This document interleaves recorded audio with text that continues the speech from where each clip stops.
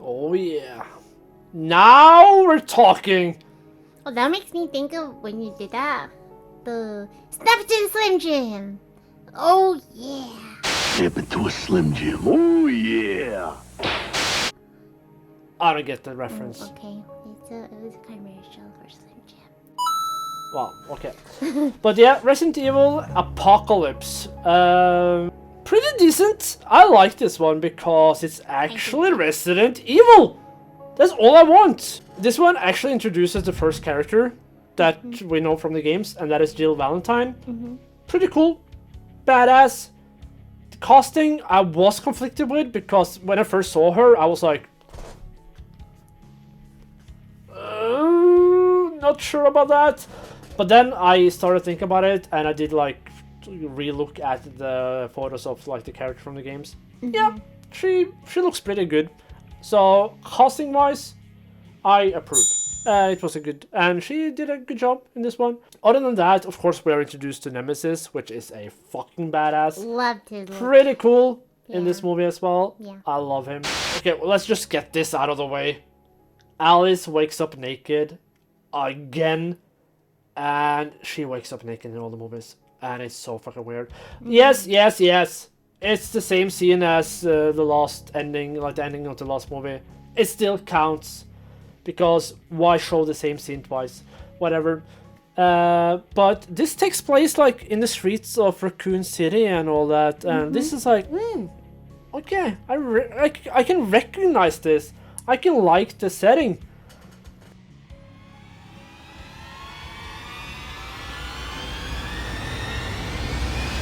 So from here it goes downhill though. Oh, it doesn't, but it has some flaws. Do you want to just talk about the biggest flaw? Which is what? The whole plot point of the movie. I feel like they changed the plot a lot with each movie. Gee, though. I wonder why. Maybe because the writer of this franchise had no fucking idea where this franchise was going. All he had in his mind was one thing. Mila's ass. Oh. Yeah. So the thing is, in this movie, Umbrella is trying to seal off Raccoon City to stop like the plague from spreading, or the virus from spreading. Why? Like, because we do learn what the goal of Umbrella is eventually. Look back at this, makes no fucking sense, because they want to just erase everyone from the planet. So why contain? Okay. I think it was a ruse though, like Yeah, they were maybe just- I'm gonna reasonably say it. Maybe it's like just a ruse to like keep people like keep some trust and like to lure people in later. I don't know, but it's benefit of the doubt. That's all I'm gonna say. But yeah, we're introduced to Jill at some point. Then she is in a church, and this is where we are really conflicted. Yeah, because this is my favorite scene. This is the stupidest scene in this movie. Oh, they can't see it. So the thing is, from a logical standpoint, it makes no fucking sense. From an action-oriented standpoint, it's probably cool, because at some point, Jill and some other people are attacked by a few lickers, and then all of a sudden, Alice comes crashing through the window on a motorcycle to save the day, which is gonna do all the time from this point. How the fuck does she know where to go? Okay, Like, you know what? I'm gonna go stuffy right there. yeah, Okay. please. Maybe because they put. Wow, you could not hold that act up. They hello. They put like superpower stuff in her, so. Oh, so she has superpowers at this point then. Oh, I mean, Okay, I'm gonna remember that later. Yeah, keep going. Keep going. She wakes up with all the needles and stuff in her. Yeah. Okay, so Yeah. they did something. I woke up like that one time in the hospital. I didn't get superpowers. I got diarrhea. you know, with it being the first time seeing that, okay, I really liked that she was a badass. Her outfit in this one was my favorite, and I really want one like it. Didn't she look like just a dirty hobo? You know what? Ah! I like the way she came through the window and rode that motorcycle. And But that was a weird transition though, because this last scene we saw before that was Alice waking up like with all like no she didn't wake up, she was having like those wounds on her arms, and she looked like a drug addict, like next scene, boom, out the window. Like, what the fuck happened in the meantime? Did I miss something? She went from a hobo to a hero. That sounded like a TV show. I'm pretty sure that's a TV show somewhere. From Hobo to Hero, coming soon on CBS. But yeah, from this point though, like, once again, I do like this movie for the most part. The scenes with Nemesis when he is up against the STARS members is pretty fucking badass. I like him. He's a cool character. He looks pretty damn good in this movie. yeah, I like the way Jill looked, but I hated her attitude. She's conceited, Yeah, especially but with that it's- line. Damn it, what was that line again? I'm good. but I'm not. I'm not that good. I was like, oh, No, I like it. Whoa, I like it. It's Jill. It's Jill. It's okay, but was Jill like that too in Resident Evil? she was a badass. She was a badass. Conceited. No comment. We just gotta talk about some stupid scenes though. Okay. Let's start with just a funny one. Let's start with the good stuff, Okay. which isn't a lot. The what do you call the guy? MJ? No, AJ. AJ. He drives a car and he sees a zombie, and he's like, "Oh, GTA motherfucker, 10 points!" and just drive the zombie over. Yeah. I chuckled.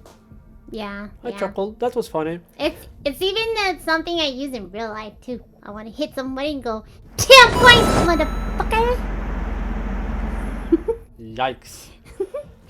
But after this though, he just turns into a parody of a human being. Like, he doesn't even act like a human being. Like when he was in the middle of the STARS Yeah. members, when Nemesis came, he's like, look at my golden guns. Like, no one acts like that when you're up against a fucking 8-feet monster with rocket launchers and machine guns. Like, Yeah, no. it's weird. He's a weird character. But okay, then we come to the stupid stuff. At some point, they're at a cemetery. Yep. Then I was they're about to all of a bring that sudden, up too. yeah, because they're attacked by zombies there. Yeah.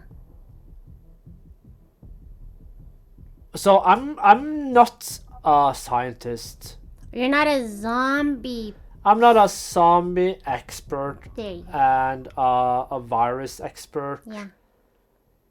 but I'm pretty close. So these corpses. So let's assume that the T virus is airborne. We do know it infects through like blood or like liquids. Let's say it's airborne. Still, how the fuck are corpses way down in the ground infected? And second of all, doesn't the T virus needs living organisms, like the living cells? Did Jordy say they needed a brain? And they need a brain. Like, the thing is this scene necessary for the plot? No. No. So if you are a writer of a movie then, and you write this scene, what the fuck is your problem? You are fucking stupid because it makes no sense, it has no purpose, skip it. Maybe it looks cool, but it doesn't look cool, it looks stupid. So yeah, that's... But I will mention, I do like the part where she did the back kick. Okay, I don't even remember that. I don't even remember It that. was kind of cool. We did say that Nemesis is pretty badass in this movie. He is. except when he's up against Alice. Yeah. And I'm gonna. Are you Okay, gonna so rage? during the end of this movie, Umbrella wants Alice and Nemesis to do the fisticuffs. To no, No, fisty. no, that's not fisticuffs. No. So they want them to do the fisticuffs to prove like who is the stronger, but either way, because we know Nemesis is fucking strong. He's almost indestructible. He's like almost the ultimate weapon. And let's say Alice is stronger. So I feel like their plan is like whoever loses and dies. Wouldn't you want to keep them both no matter what? I don't get it. And okay, so Alice is up against this big fucking giant indestructible monster with only her fists. But he did throw her 2 weapons though to help her. Eventually, yeah. Yeah. But like she was semi-losing. semi-losing, yeah. There's like, but eventually she does beat the shit out of him, and she pushes Nemesis into like a spike or something and he gets stuck. And at this point, how fucking strong are they gonna make Alice? Because if you think about it, like from like any standpoint, making a character overpowered is never a positive thing. Never a positive thing. And we know why Alice is overpowered. We know it. Because the director and writer is a fucking pervert. But I'm not gonna get to that yet. Not yet. Not Save yet. it. But yeah, so she defeats Nemesis. I'm gonna say like I do like that they kind of make, because we know Matt turned into the Nemesis. And at some point he kind of like remembers who he is, and he actually tries to protect Alice. Yeah. Cool, pretty cool. Yeah. But then a helicopter crashes into him, presumably then kills him, and the same helicopter that crashes into him, the rotor blade of that helicopter hits Alice in the face, and she gets a scratch. She's fine, but Nemesis presumably dead. I mean, she did get knocked out though. Yeah, but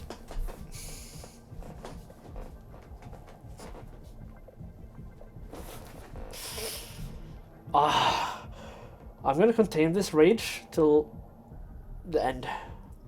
I can't release the rage at this point. We have fucking 4 more movies left.